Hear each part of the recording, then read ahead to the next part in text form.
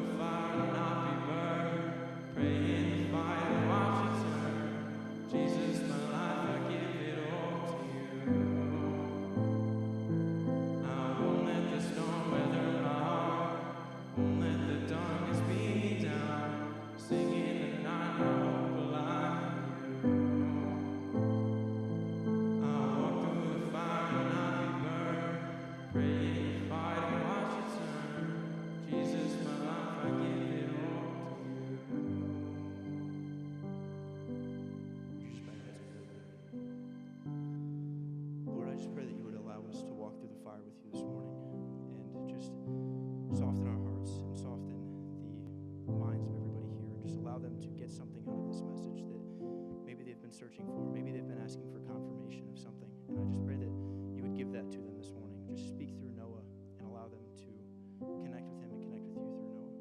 In your name I pray. Amen.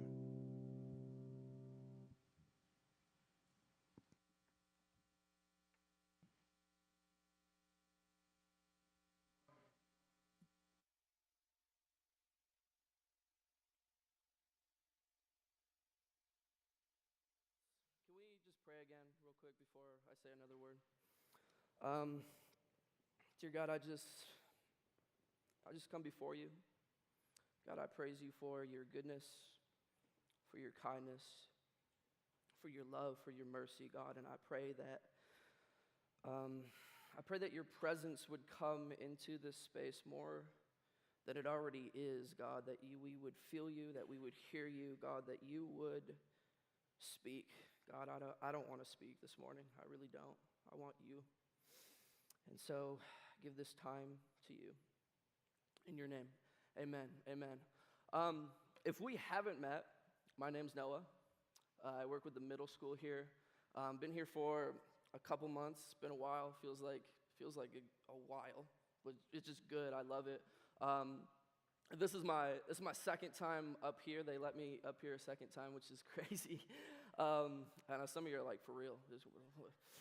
I'm just kidding, but no, I'm excited to have a conversation.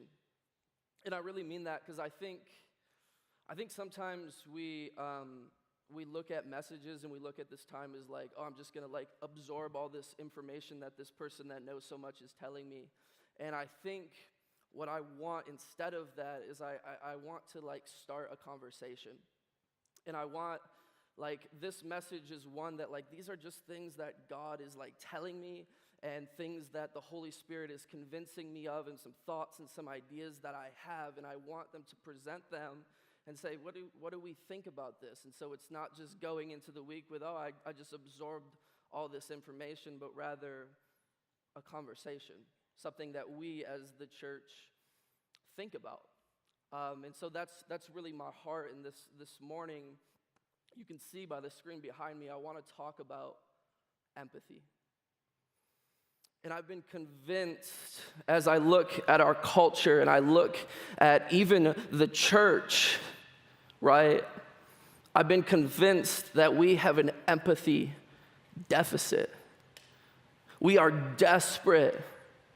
We are desperate for empathy. As a culture and as a church and all together, we as a people, as humanity, are desperate for this. I saw a tweet the other day, and it compared the TV show hosts, news hosts, and how divisive they are. And there's a direct correlation between their divisiveness, both sides, between their divisiveness and the ratings. What I see when I look at our culture is that we're hungry for divisiveness. You see this, right? We're hungry for divisiveness. We're starving for it. I read an article that talked about how we as a people, especially coming out of the pandemic, we as a people are so much more prone to be around in our groups and our friendships more than ever, prone to be around people that think like us, act like us, look like us, worship like us, vote like us than ever before. That we, as our friend groups and the people that we're close around, like, we're looking to be with people that are simply like-minded because we want to be in our comfort zone. We want people that think like us. We're divisive, right? Like, these things are driving and building walls in the relationships and the people that we're around. We're letting these issues build barriers, and it's happening in the church as well. I think about social media, right? Like, social media is literally this platform where we just are able to create our own echo chambers of whatever we want to hear.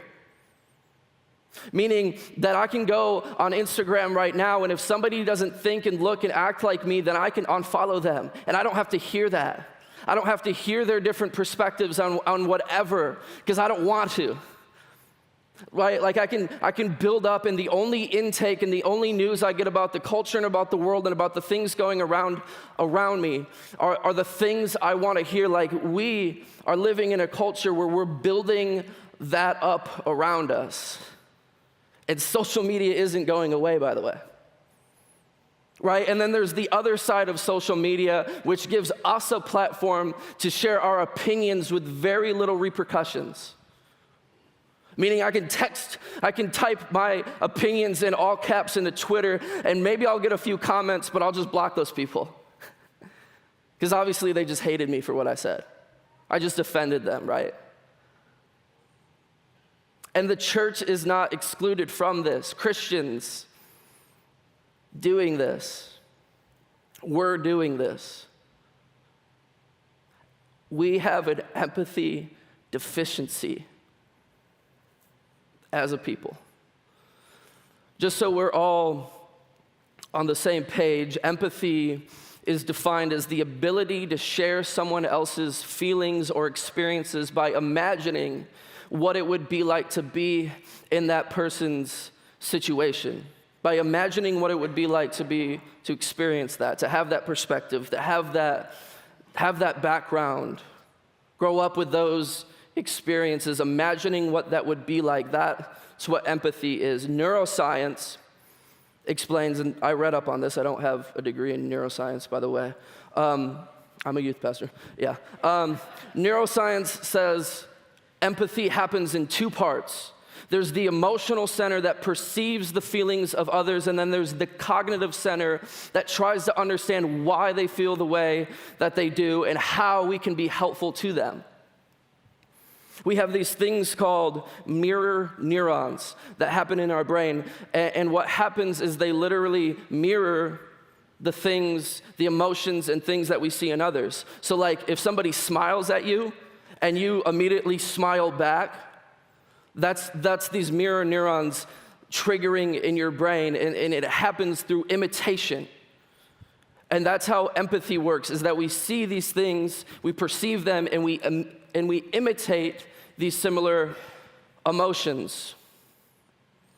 This is important, and this is a scientist speaking. But I think it's amazing because there's such biblical truth in this. We are social beings. Our survival depends on our understanding the actions, intentions, and emotions of others. Our survival depends on empathy. Isn't that interesting? So this isn't just like, oh, this is just a helpful thing. And I think a lot of times when I talk about empathy, in my experiences, a lot of us perceive it as like a gift that some people have. And I think it's true that some people are naturally more empathetic, but a lot of us just excuse it, oh, I'm not an empathetic person. I'm not an empathetic person. Well, science would say that, and the way that God created us is so cool, that empathy is learnable because the brain circuits can grow and change. These mirror neurons can be effective, and it simply happens with us choosing that we want to do it. Meaning that if you want to be an empathetic person, if you want to have empathy for your neighbor, it starts with you choosing to do so. And it really starts with this word curiosity. It starts with curiosity. It starts with saying, I wonder what it would be like to be in that person's shoes. I wonder why they think the way that they do. I wonder the experience of that person. Like, what would it be like to be a single mother, raising kids and having to balance several jobs? What would that be like? What would it be like to be diagnosed with cancer and not know how long you have to live? What would that be like? What would it be like to be homeless and not know where your next meal is going to come from, all the while fighting against the stigma that the reason you're homeless is because you're lazy or you had a stupid lifestyle and that's the reason why you're homeless, what would it be like to live with that? What would it be like to have homosexual thoughts and struggle with that, all the while sitting in the church, knowing that if you said that out loud, that a lot of people around you would probably disown you, probably your parents even? What would that be like? What would it be like to be an African American man or woman in this country right now and feel like you're being attacked? What would that feel like? This is what empathy does, right? What would it be like to be scared to go outside? What would it be like to struggle every single day with the thoughts in your brain? These are the questions that empathy asks. And I think this is important, right? Because church, I think we do a really good job at talking about love. I do. I think we talk about love a lot. But I think we miss this empathy thing a lot. And it's interesting to me because I've been convinced that empathy really shows us how to love. It's the how. Meaning that you ever have somebody that's like, you know that they love you and they have all the best meaning in the world, and yet the way that love is expressed is just like the cringiest thing ever. And you say something like, oh, well, they mean well, right? Like, they mean well. Like, I mean, like, Grandma, the sweater you bought me for Christmas, like, I'm just never gonna wear that. But I know you mean well, right? Like, and I think empathy is that key that says, I understand this person, I understand where they're coming from, and maybe I don't experience the same thing, but I can step into that and I can understand how to love this person well. And I think this is key. Like, I really do. Like, I think if we as a church set apart in this mission to love people, to love our neighbor as ourselves, it takes stepping out and being like, I want to understand them. Because until you understand them, that love, it's a struggle. It's a struggle. I want to look at a number of scriptures because I don't want this to be just like my own musings. Like, I've been convinced of this through the scriptures. I've been convinced of this, and so we have them on the screen. There's a number of them. The first one, this is Romans 12, 15 and 16, and it says this: be happy with those who are happy, and weep with those who weep. Live in harmony with each other. Do not be too proud to enjoy the company of ordinary people, and don't think you know it all. Ooh, that last part. We know some people that need to hear that last part, don't we? Yeah. I think Twitter would be a much nicer place if some people got a hold of that one. You know what I'm saying? Like, unless you have a degree in theology, then you know it all, right? Yeah, no, that's not how that works, right? Like, and this verse is so interesting. Like, be happy with those who are happy, weep with those who weep. This is empathy. Are we doing this, church? Are we weeping with those who are crying out right now? Are we weeping with them? Are we celebrating those who are celebrating? Are we being happy with those who are happy right now? Are we doing this? And it's interesting, right, that it doesn't say, weep with those who weep, and then after that, give them a theological breakdown of why they're actually the problem. It doesn't say that. There's no place in there. It just simply says, weep with those who weep. Take time to understand them, to listen,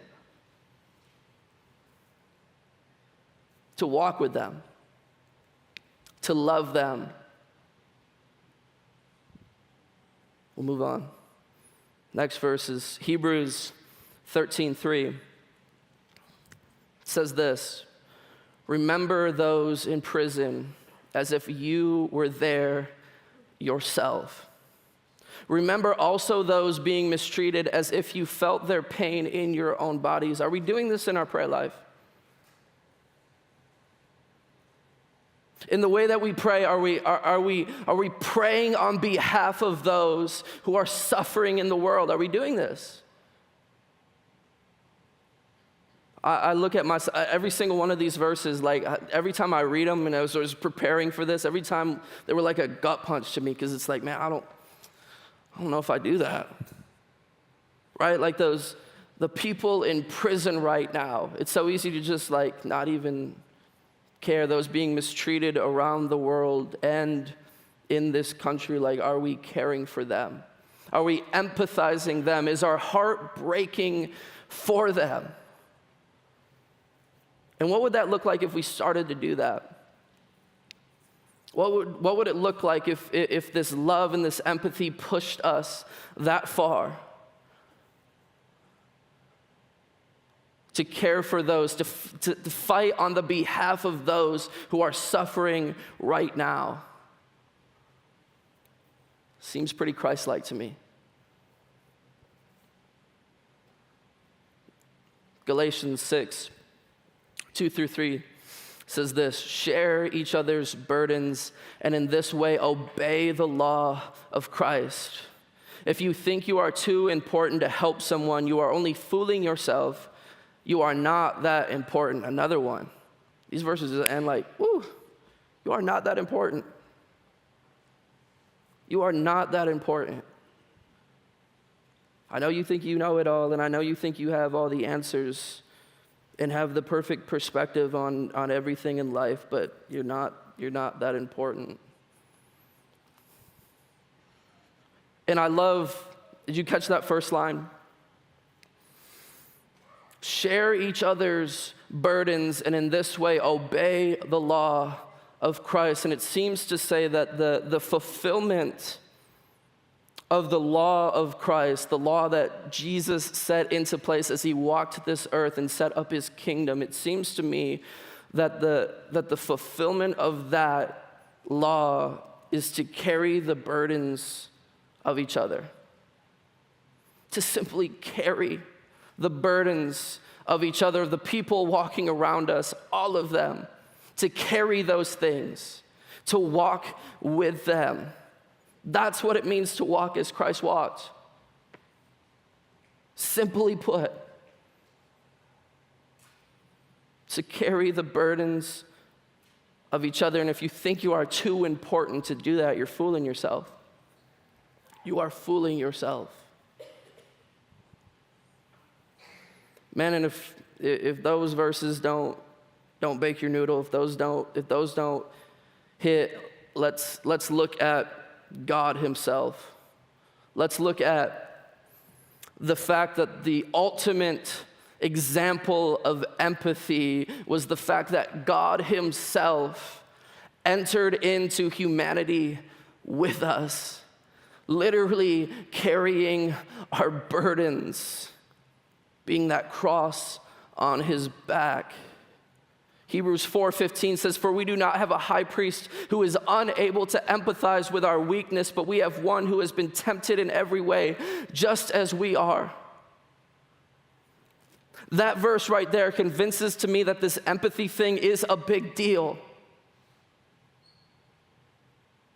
That it was such a big deal that Christ himself did it. By taking on the form of a human being, just like me and you, and walking this earth. And every temptation and all the things that we struggle and everything, the all-encompassing human experience, he walked in that to say, I know what you're dealing with. I understand you.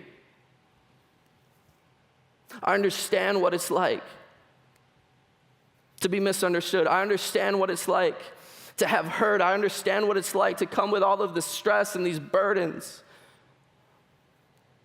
I understand what it's like to weep so loud that I begin to sweat blood. I understand the struggle. I understand what it's like for people to get upset with me.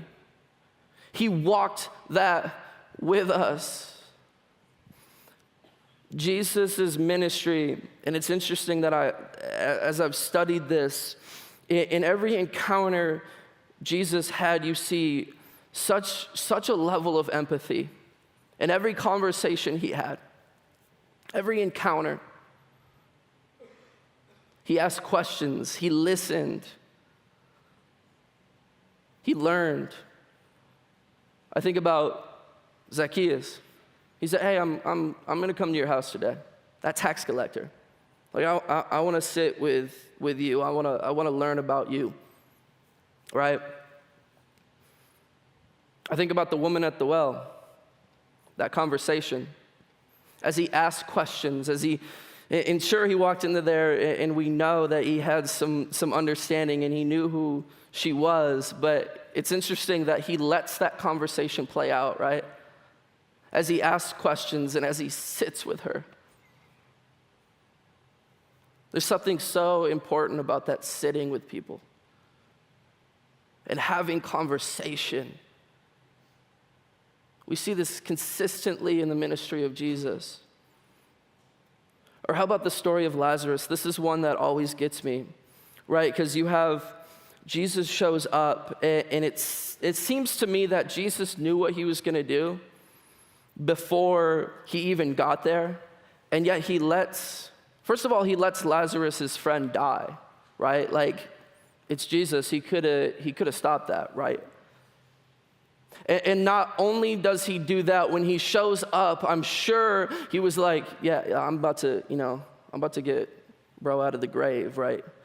And yet, what does Jesus do first? Shortest verse in the Bible. Jesus wept. Jesus wept. Even in his mind, knowing what's going to come next, Jesus took time to validate the emotions of those around him. Isn't that interesting? He took time to sit with the grieving families and not give all these answers and say, oh, it's going to be okay, because watch this. He took time to weep with those who were weeping, and he validated the human emotions. Emotions are important. To validate the emotions of those around him. In 1965, a series of monumental films in the world of psychotherapy were released, and it was called The Three Approaches to Psychotherapy. And these films, at that time, the idea of therapy and what that actually looked like was very much unknown, right? And these films were monumental in showing, kind of lifting the veil on what therapy actually looked like. And showing, the videos were basically showing 3 different therapy sessions and talking through what that looked like. And there's this part of these sessions where this therapist, Carl Rogers, is talking, and he lays out, this is so interesting to me, he lays out 3 questions that good counselors must ask themselves before they start the session. And these 3 questions are so profound to me. The first one is, can I be real in the relationship with my client? Can I be real? Can I be authentic? As I enter into this conversation, can I be true? The second question is, will I find myself prizing this person? I love that word, prizing. Can I prize this person? Can I love them? Can I elevate their humanity? Can I look at them and see the beautiful qualities in them? Can I do that? And then the third question, will I be able to understand the inner world of this individual? Will I be able to understand who they are and why they think the way they think? Will I be able to step into that just a little bit? And Carl Rogers lays out that if these 3 attitudes are present, a number of things happen. He says, first, the client will feel free to explore these attitudes more deeply. Be able to explore these attitudes and the things that they're dealing with more deeply. It says, number 2, the client will be able to discover hidden aspects of themselves that they weren't aware of before. Things that were inside of them, qualities that they had, but they never were able to grasp. Number 3, feeling prized by the counselor will allow them to prize themselves. Isn't that interesting? That if in that relationship, the the counselor showed tremendous amount of love and care that immediately that person could love and care for themselves as well. Isn't that interesting? Number 4, if the client senses a realness with the counselor, they can be more real within themselves. That if there's authenticness with the counselor, then we can be authentic with ourselves. Number 5, feeling that some of their meanings are understood, the client will be more readily available to listen to themselves and their experiences and find some meaning they hadn't before. It's interesting how listening, just sitting there and listening to somebody, uncovers so much of who they are, right?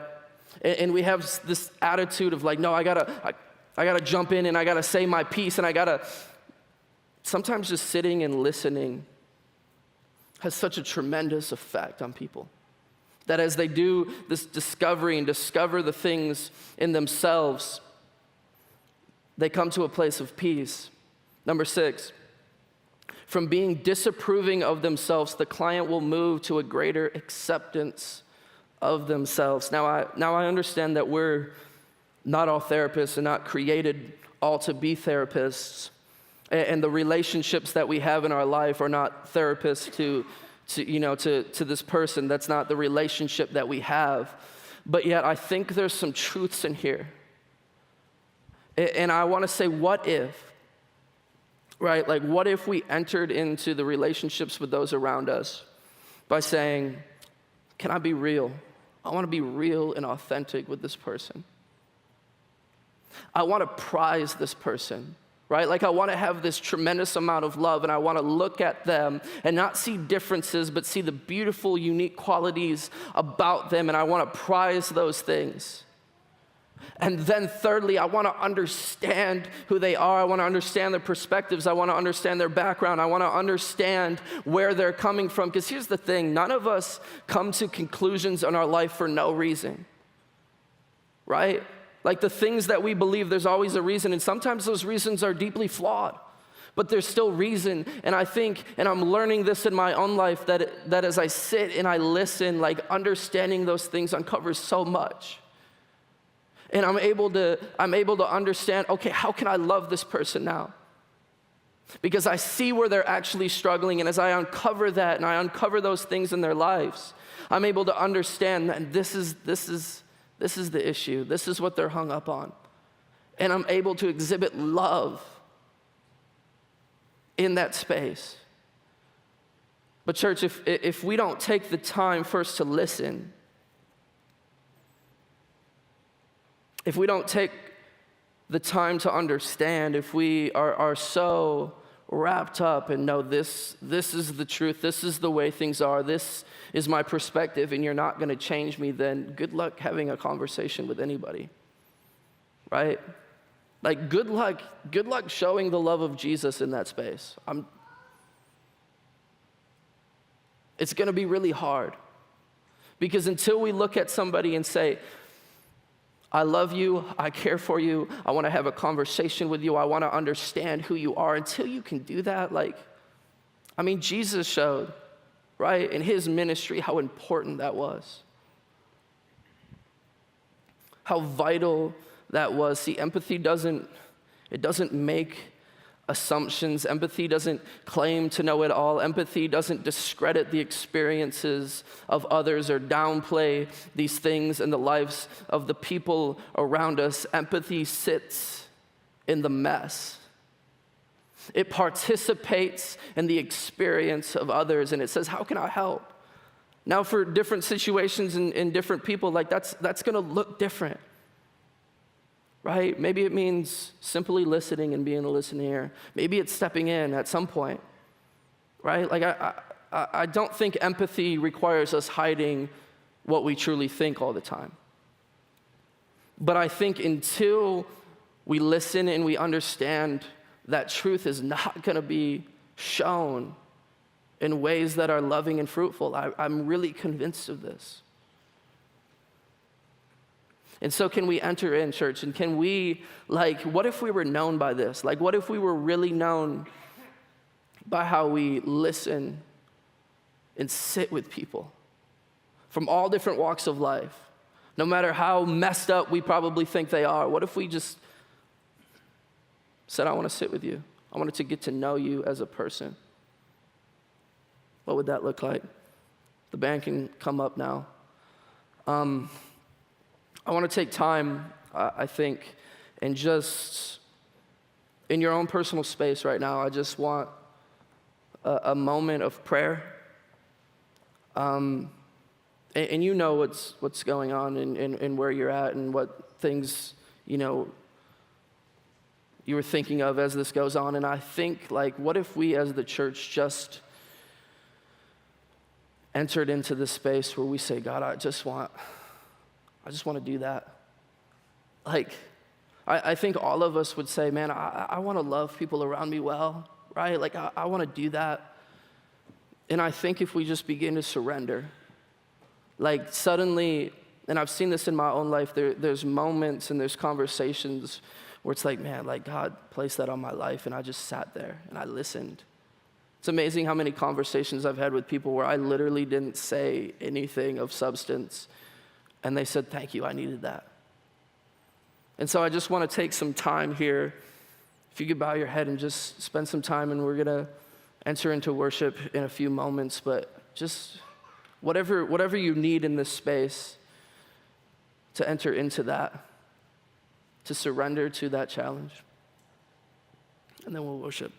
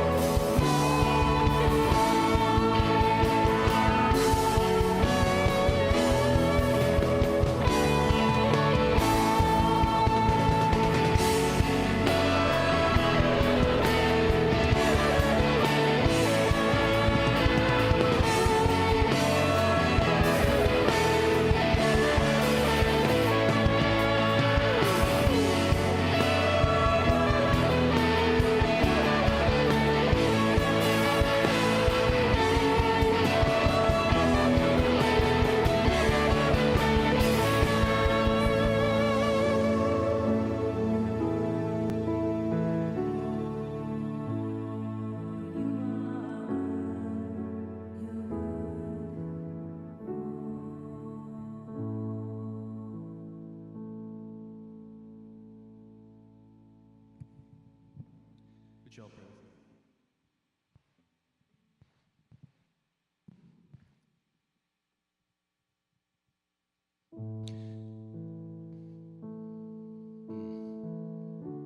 me? God, in the space this morning,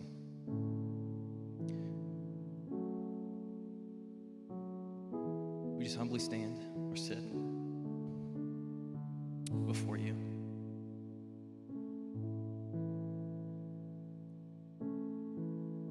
Jesus, knowing that we need you.